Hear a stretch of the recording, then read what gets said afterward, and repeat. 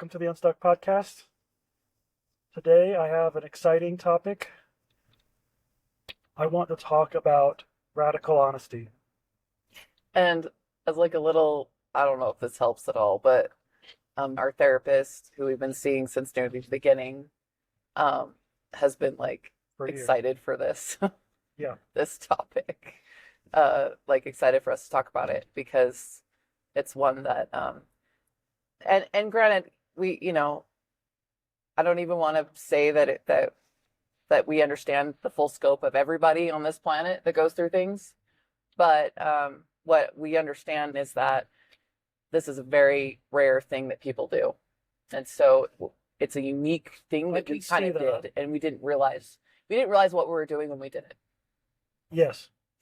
So, yeah, I think the concept of honesty, everybody understands that. You tell the truth, you say what you're supposed to say, things that are truthful, and your dealings with people are honest in your heart as well as your what things you say.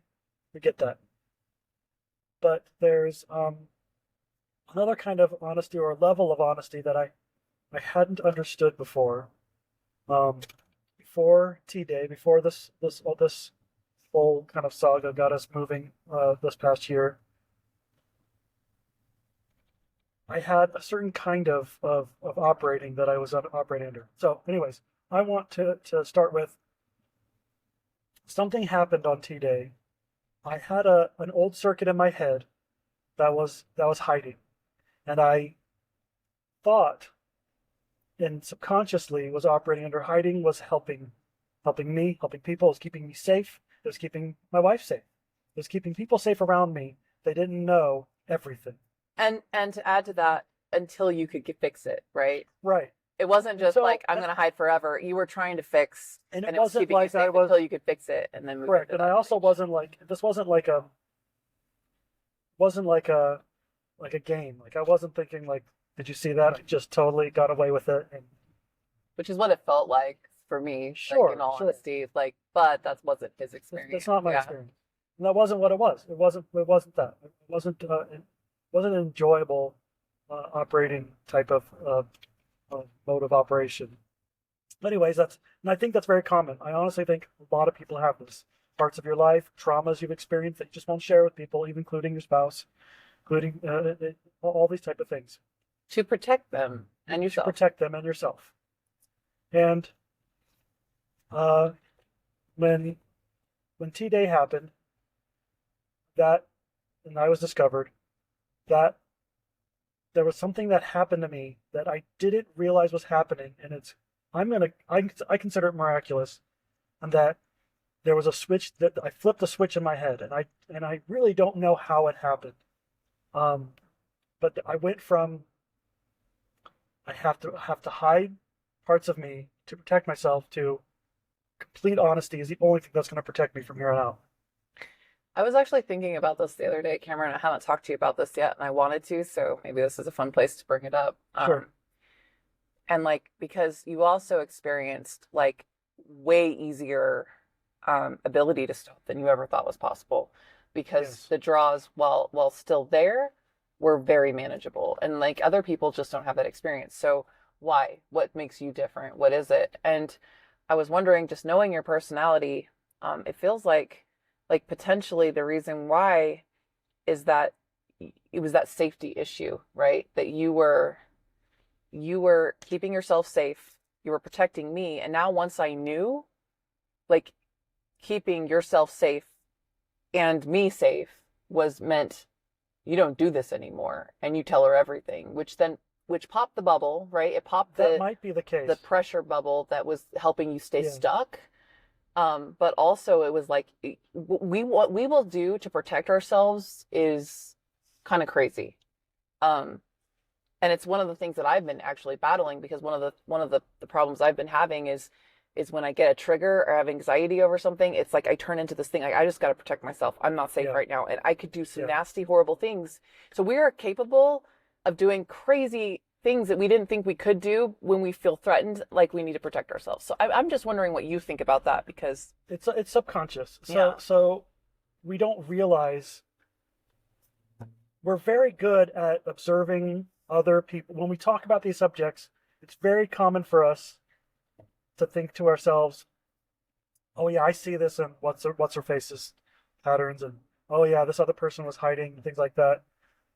And I think it's also very common to think, yeah, but so truth, completely being honest and not hiding is great, but I have this and this thing happening in my life, and this I understand that. I have an exemption will- from the I- rule because my Correct. circumstance is more severe than someone else's. And I think this often happens with anything that's confronting us in ways that would challenge us, is because we're used to a certain mode that was soothing, that was easier. We have our list of things that make it the reason why we do it. So I'm going to get back to we'll talk more about that. What you were Yeah, it was probably a little off topic. I just we'll it's talk more my about ADD brain, like, oh, I yeah remember that. yeah I'll do the same thing. But yeah, no, I somehow so getting back to it, I flipped the switch and there was I remember it was this night we were sitting on the couch together and I just spilled everything. Like you ever see Goonies when Chunk is talking to the Fratellis and he's just like spilling everything? That's really funny. Honestly, I think it's kind of you can kind of like think of it like that. Like every single thing that I thought of in my head that I did not want to tell her. And that was the qualifier, was like, if I don't want to, then I definitely have to.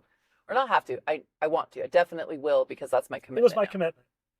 I say I have to because that was a commitment. Whether or not someone else has to, that's up to them.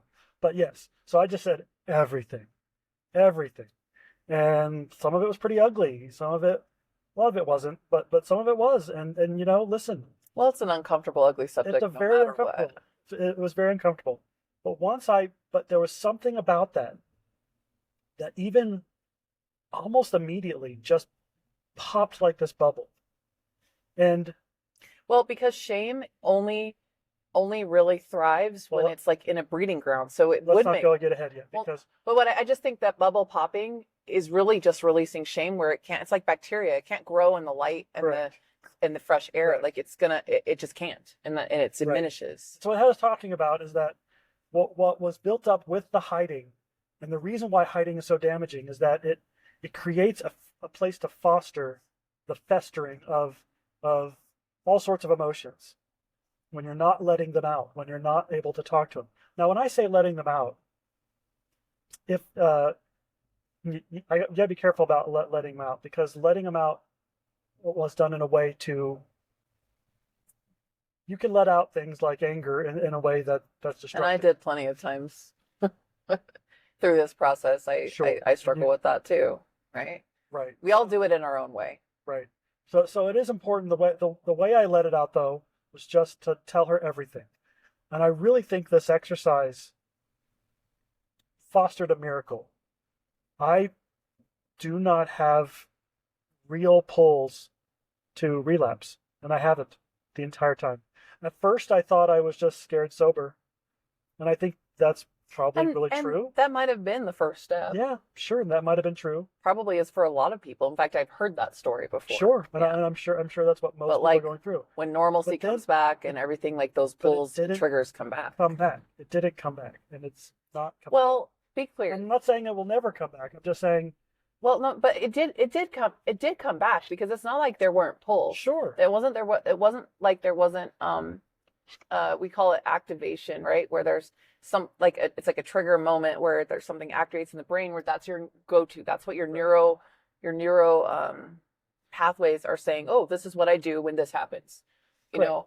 but let me then go on to so there was totally times where I still had the pull, the desire that of those old because those old circuits are still there. They didn't go away, but the new circuit of truth, and here's the other side of it. This is this is the part that it. Yeah, we'll talk more about this later. But I had someone to talk to finally. I hadn't had that before in my entire life. I had somebody to talk to, and that would listen, and actually wanted to know, because actually wanted to. I think that we should talk a little bit about this. Like, Yes, what if okay. you have a person, like, your radical honesty, but it's actually dishonoring the other person. Before we go farther into talking more about this, there's I'm going to call it the principle of irregardless. I don't know if there's a more elegant way to call it. I'm calling it the principle of irregardless. That means whenever there's an action that is beneficial and there's an understanding. So for instance, and I think we all can agree with this, there are times where you'll be in an argument with somebody and you know there's something that you're doing is wrong, and you definitely know there's something they're doing wrong. And all it takes is one person to start the apology, start the I'm sorry. Humble and pull back a little. It just takes one person to do that. But you don't want it to be you. And this is where the principle of irregardless happens. You are only responsible for your own actions, for your own thoughts, for your own. You can't be responsible for how anybody else shows up. So if there's a showing up that needs to happen and you know it, you just do it. And so this is the thing with honesty. I have committed, no matter whether or not Heather is safe, that I will be honest. And it doesn't matter. Sometimes it's because you're doing it for yourself and not for me. Right. And that's the distinction too. And in the beginning, you were doing it for me because we didn't have that's the right boundaries in place. But because we started working on those boundaries and separating ourselves from needing I think the other I'd also person. made the commitment. I didn't realize I had To what? I'm just going to say the truth. Yeah. Even if it's uncomfortable, even if you don't like it, even if it's. But that was the process of differentiation, which we'll talk about later. But it's removing yourself from outside of needing somebody else to feel something about you for you to be okay. So the reason why I'm saying this is she also made a commitment that she didn't know she was making to be able to listen to it. Now, she didn't always react wonderfully. She did amazing, honestly, amazing. But being a space being a space, if you can combine the honesty with space, the rapidity of healing is truly a miracle. And this happened to us basically on accident. She decided to be somebody who could listen, and I became someone who would tell the truth completely. So I think too, it's important to recognize that I already was a type of person that did want to know. Like, I didn't want to not know. And that's not, that's a unique personality trait for me. And so it wasn't like that's true. It wasn't a huge big leap for me to go like, wait a minute. I understand what you're saying. It is often in a relationship, people are kind of like, you know what, let's just leave this part in the. Yeah, where they don't want to know. I actually think there's that might not be, as long as there's an agreement there, I think it's fine for the relationship. I'm not positive it's best for. This is what I would say, is that if you're in a relationship and there has been trust broken with agreements that have been made, right? Sure. Which was our case. Sure. And if I were the type of person that was like literally like it would be very emotionally damaging for me to hear it, that might need to be taken into consideration. But it's really, I think that radical honesty part is that person I would say that the things, the infractions that need to be shared. It's because you don't want to still be in. You're not responsible for that person's fragility. You can be kind about it, but there is a radical honesty part, and it may not be all the details, right? I might be able to tolerate more details than somebody else. It might just be the knowledge of, hey, I've been struggling with this, and I've done this, and this is what it's looked like for me. Not minimizing the severity of things, but really just being honest about what it is that's been broken, and what that actually means. Now, you don't have to go into details. I think you should be really careful to be respectful of the person you're dealing with. However, I will say, and you speak to this, Cameron, that I think you sharing those details actually was part of the healing for you. So if that isn't your spouse, you might want to find somebody that you can do that with. Yeah, we'll talk about that in a minute. Yeah. Because like we said earlier, it pops the shame that you're seen, and being seen and accepted, where you can accept yourself and realize that, like, hey, the world's not over because someone sees me. The accepting had to be from myself. Yeah. Whether or not you did was irregardless again. And maybe you can avoid, like, maybe you don't really need somebody to know all your secrets. Maybe it's you write it out and you accept yourself. can maybe. But we don't really have experience with that side. We know it worked for us. I am curious. I'm putting this out there because I'm curious if others tried it, what it would look like, how it would help. I think it can be easy because the results are not always. Heather didn't always just go like, "Oh, thank you so much for telling me that." Like, no, it was like Sometimes it did though. that was awful. Sometimes you did. Yeah, it looked really different all the time. But my point is, it's not. You could have somebody react horribly. Yeah.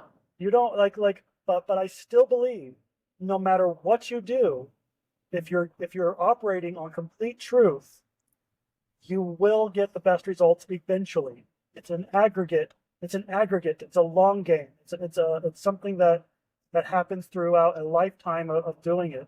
It doesn't always show up right away. I think you will be shocked how often it will show up right away. So let's get back to this. So I said everything. Now, when I say everything, I really mean everything. Like I threw it all out on the table, and some of it I remembered later. And then I was like, since I was still there. It wasn't a one-time sit down No. because like you just don't. You're talking about like probably 3 decades ish. Sure. Yeah. Or maybe more of stuff that you buried because you don't want to think about it. Yeah. So it was a process. It wasn't a one-time Correct thing. And so anytime I had a thought of something, I just really didn't want to talk about it. Some of them were just kind of funny and silly, but it was just like I feel And it didn't embarrassed. necessarily have to do with the pornography. No. It was anything that like he hadn't shared with me or had withheld or was trying to control or manipulate how I felt about him or a situation. So Right. any of those things that came up, Anything that I would just not share normally because I just didn't want her to see me that way. I realize now was a management of her that I was trying to attempt to do, and I would just go ahead and tell her. Yeah. And it had one healing effect for us, it brought us a lot closer. But that's what intimacy is. When we enter a marriage, like the definition we have of intimacy is I'm marrying you, and your job to be intimate with me is to make me feel good about myself no matter what. And like you're gonna validate me and ignore all my bad things and validate all the things, the good that I want you to. You're saying that's what typically people. That's what. It's not conscious, but I think that's how we treat intimacy, is a validation and loving somebody and whatever. What intimacy actually is knowing somebody, and it's knowing and being seen together. Yeah. And what that opened for us was a level of vulnerability where all of a sudden, like, it's not like any other relationship where you're managing. Because you're always managing. Like, you don't go out and share these things with just anybody. Yeah. But it opened a door for intimacy that was really helpful. And also, on the radical honesty side of things, it wasn't just Cameron, it wasn't just you that was actually starting to do that. It was me as well. I realized that there are areas of my life that I was trying to manage how you thought about me too. Just things that I would, nothing like a breach of trust or anything major. It was literally just like, oh, that's embarrassing. Yeah, I don't need to share that. And so I looked for those things. What have I not said? What's really embarrassing that I didn't? And I'm like, and I even remember I said to you, like, ask me anything. And it was really like liberating, actually. I mean, I imagine on your level, like, I know it was hard, but it had to feel like if I felt that with the things that I was, disclosing and talking about, you had to feel that on such a higher level because you had been hiding for so long in a way that you had so much shame over. And mine was. Well, let me be clear. It didn't feel. I wasn't excited. But I didn't say it's that excited, but liberating. I didn't even feel liberating. Yeah, maybe not. It didn't. But now you do. But the results were so good that I desired. It's kind of like when you're in like some sort of sport, you're struggling to kind of get something, but there's something about that time you start to win a little bit that then gives you that confidence in your abilities that pushes you a little further. It's kind of like that. Like now that I could see that this definitely made my life better, like not even slightly, by like an incredible we just amount. got so much closer, and actually, like, even though there were moments of sadness and hard, it was moments like extreme moments of happiness and joy. So like it was way better. And so now that I knew that, like I have to do this all the time. There's just no way I'm going to not be this way. And so anyways, uh I when I said like And so it's really on the other side of it, like talk about that for a second. It's sometimes it's like disconcerting because you're used to the person managing you. So they might soften something yeah, or just like avoid it. And now all of a sudden it's not that you've done it without compassion. It's just you're not you're not always it's unusual for somebody to say the hard thing that might feel like it hurts, but it's a weird feeling because you're like, I appreciate the honesty. Like I know it's like I can trust you to tell me the truth, even though I don't like what I'm hearing. It's not my preference. I wish it was different, but it's very strange. Like you're also super grateful, and it really helped to restore and regain some of the trust yeah, and faith that had been lost in what I thought and assumed we had an understanding on and that I could trust him to yes. do and be. And so, like, if So you want to talk about like rebuilding those things, I think that radical honesty was a huge key component to rebuilding the trust early on. yeah. So I want to get back to that time where so when I when I when I say, and I do think this is why I'm calling it radical honesty, because I went from, and I think this happens.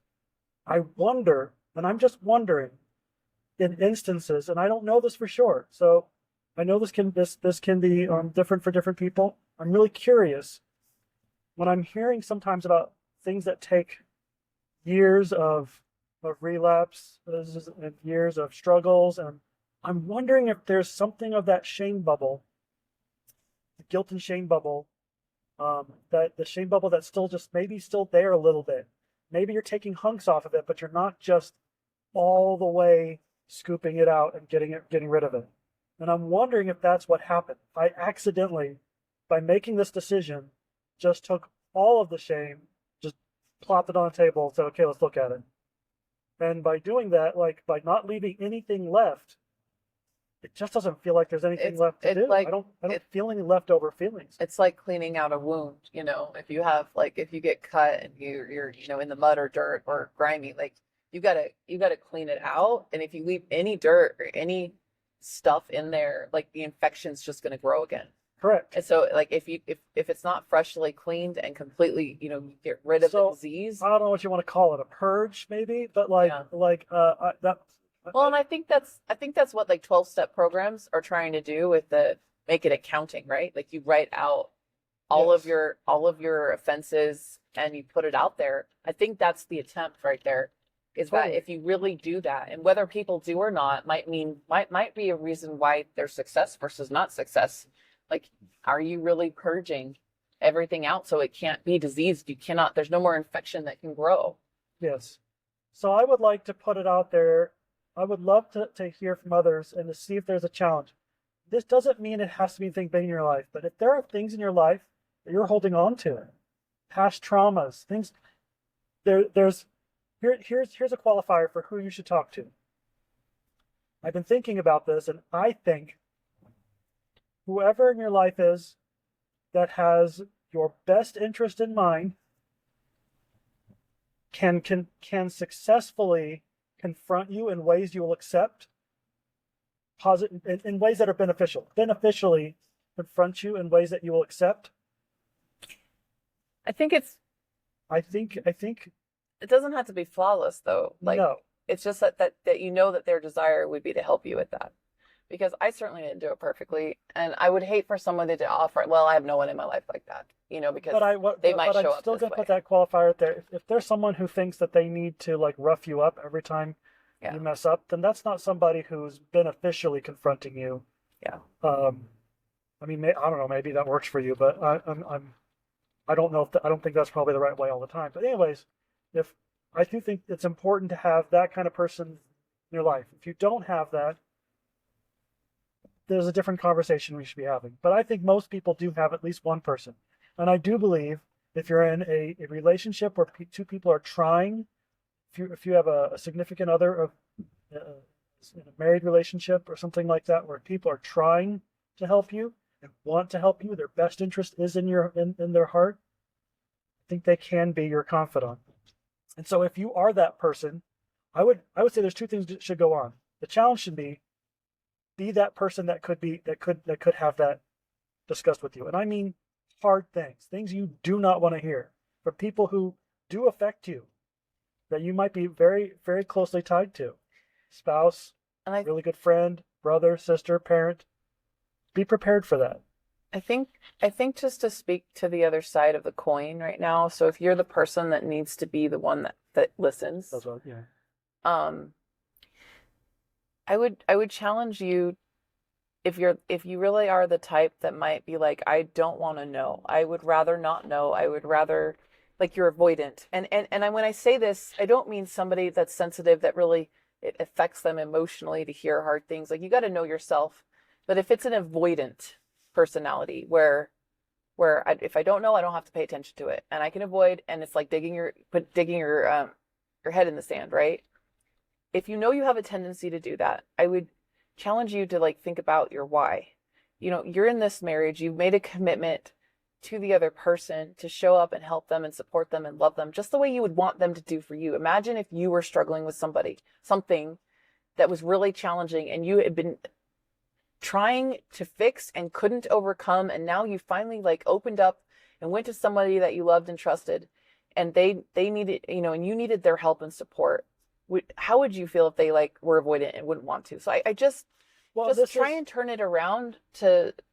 And this is why I'm starting with this, is because I think most people think that they're already there on this front. I think most people are like, yeah, I could be talked to. Yeah. Be careful of that and really dig in.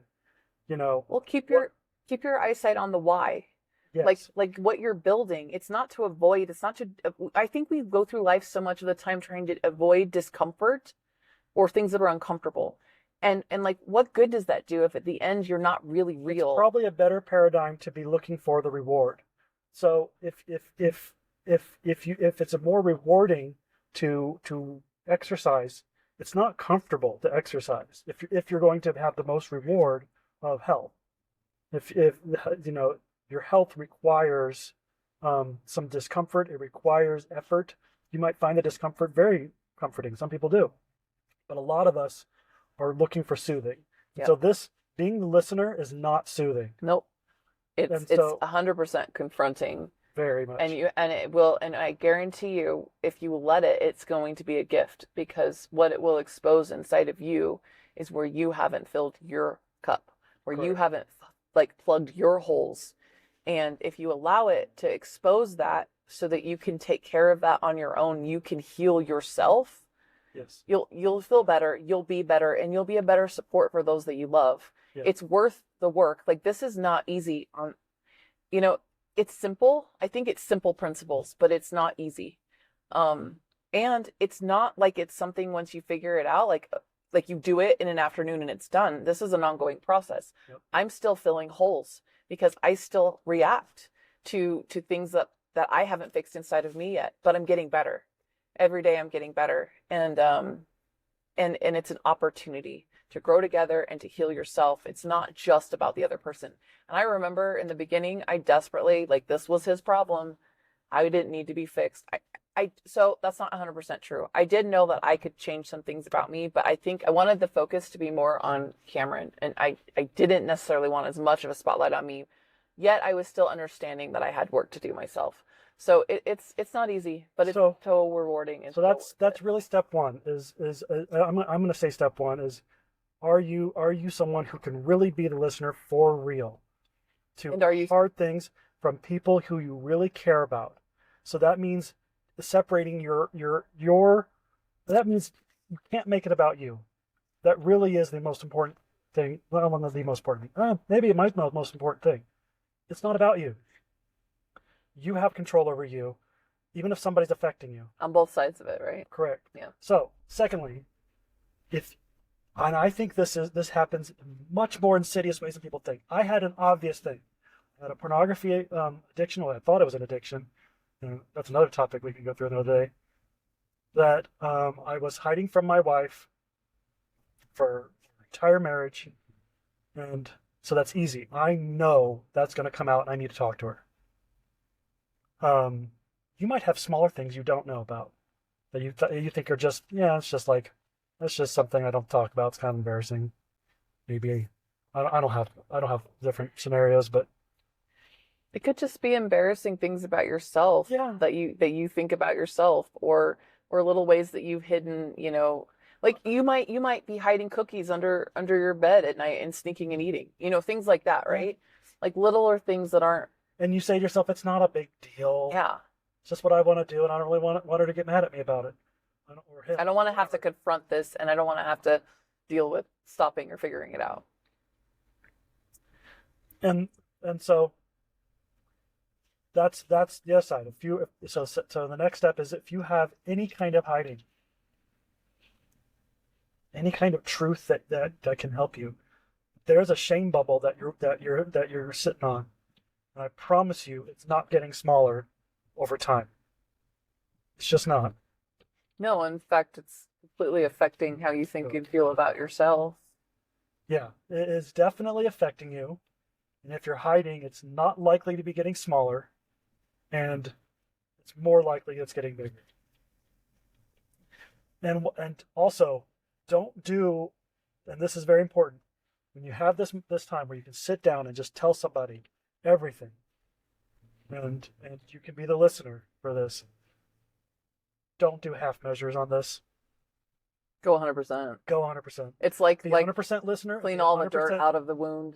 Yes. Don't bandage up the Don't dirt. bandage up. It will cause an infection. It will come back, and and at that point, when you've only done partial cleaning out and you've promised that you've done the whole thing, you're going to end up in a worse position than you were before.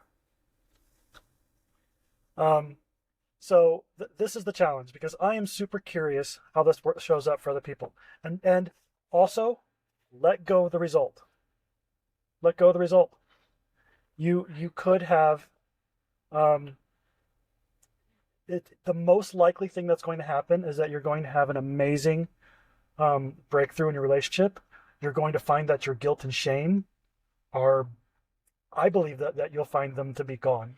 But but what I think is very important to understand is that you could also have somebody who wasn't prepared. They thought they were, and they're very hurt for a little while, or maybe a long while.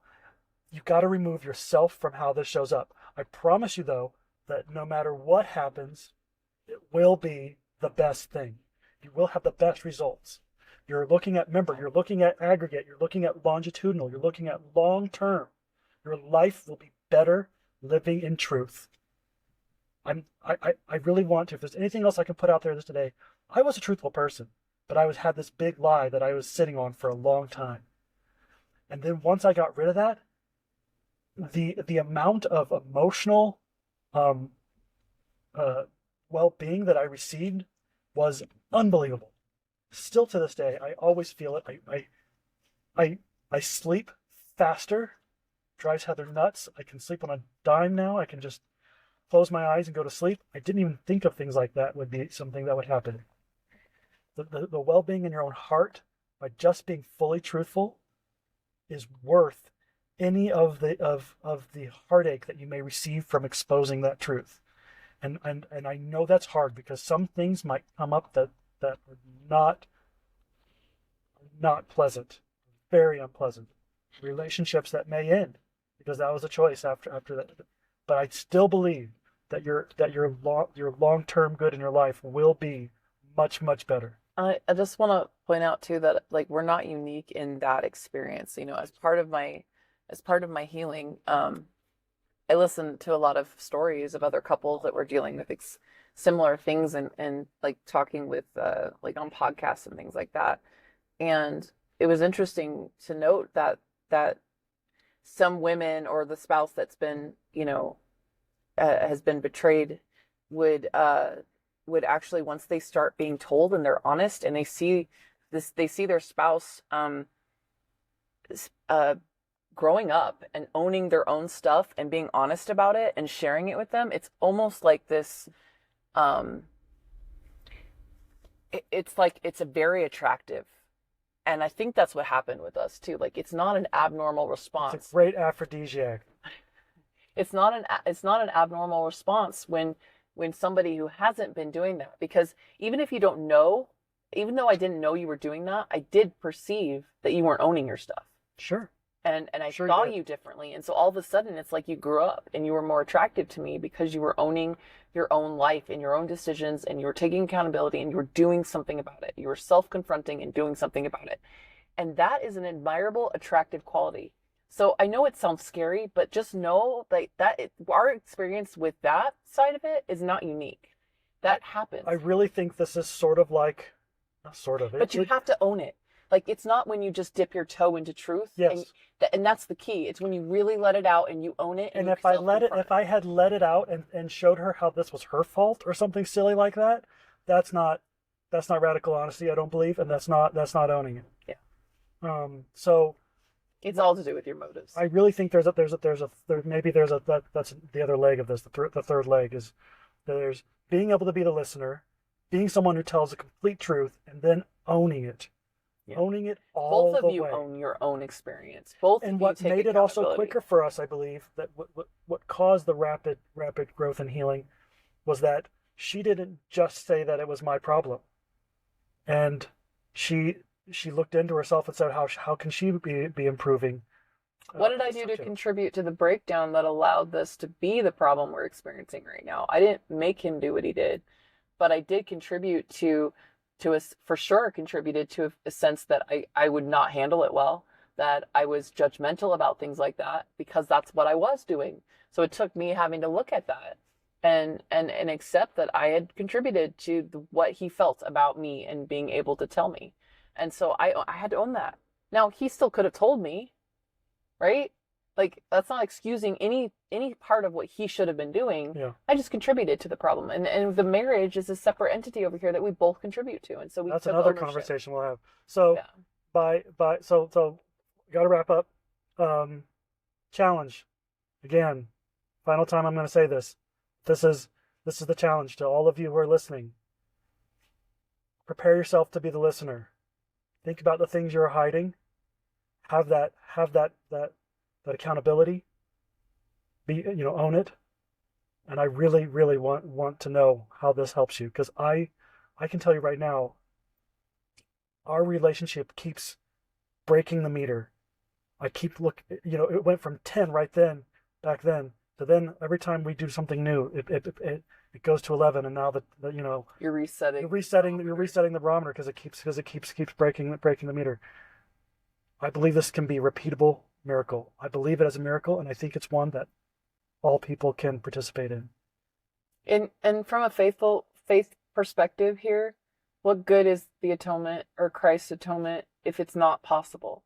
Like, you're not outside of that. No one's outside of that. But it will require some faith and leaps that are uncomfortable. Right. And they're worth it. And that's our message, is that it's worth it.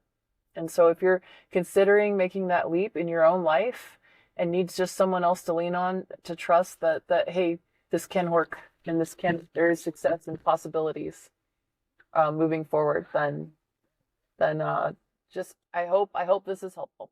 So have a great day, everybody. Thanks for tuning in. Till next time. Bye.